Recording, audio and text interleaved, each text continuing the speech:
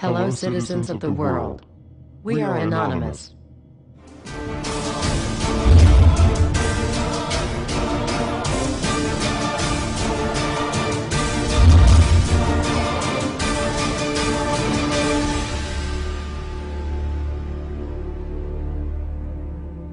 Dear brothers and sisters, now is the time to open your eyes. In a stunning move that has civil libertarians stuttering with disbelief, the U.S. Senate has just passed a bill that effectively ends the Bill of Rights in America. The National Defense Authorization Act is being called the most traitorous act ever witnessed in the Senate, and the language of the bill is cleverly designed to make you think it doesn't apply to Americans. But toward the end of the bill, it essentially says it can apply to Americans if we want it to. Bill summary and status. 112th Congress, 2011 to 2012, S. 1867. Latest title, National Defense Authorization Act 4. This bill, passed late last night in a 93-7 vote, declares the entire USA to be a battleground upon which U.S. military forces can operate with impunity, overriding Posse Comitatus and granting the military the unchecked power to arrest, detain, interrogate and even assassinate U.S. citizens with impunity. Even Wired magazine was outraged at this bill, reporting, "Senate wants the military to lock you up without trial." The detention mandate to use indefinite military detention in terrorism cases isn't limited to foreigners. It's confusing, because two different sections of the bill seem to contradict each other. But in the judgment of the University of Texas Robert Chesney, a nonpartisan authority on military detention, U.S. citizens are included in the grant of detention authority. The passage of this law is nothing less than an outright declaration of war against the American people by the military-connected power elite.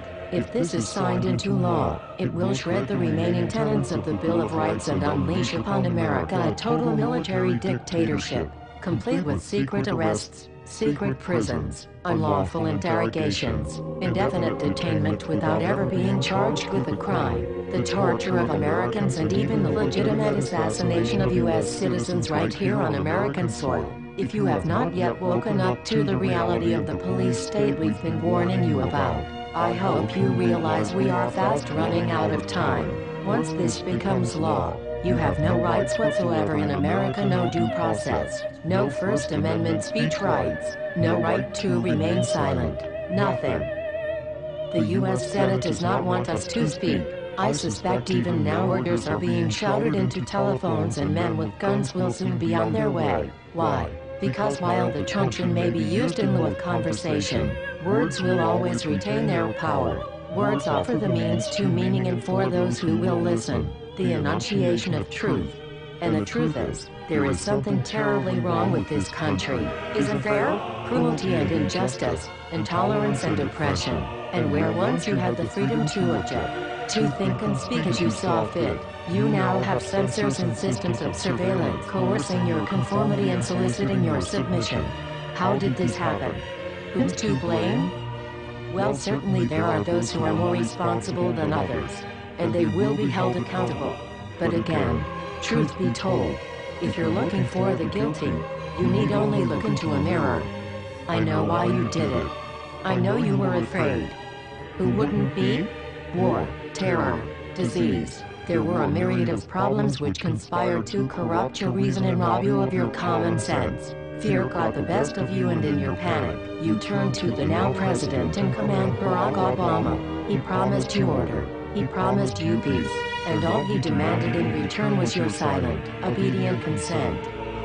More than 400 years ago, a great citizen wished to embed the 5th of November forever in our memory. His hope was to remind the world that fairness, justice, and freedom are more than words, they are perspectives. So if you've seen nothing, if the crimes of this government remain unknown to you, then I would suggest that you allow the 5th of November to pass unmarked. But if you see what I see, if you feel as I feel, and if you would seek as I seek, then I ask you to stand beside one another, 1 year from November 5th, 2011, outside the gates of every courthouse of every city demanding our rights. Together we stand against the injustice of our own government. We are anonymous. We are legion. United as one. divided by 0. We do not forgive censorship. We do not forget oppression. U.S. Senate. Expect us.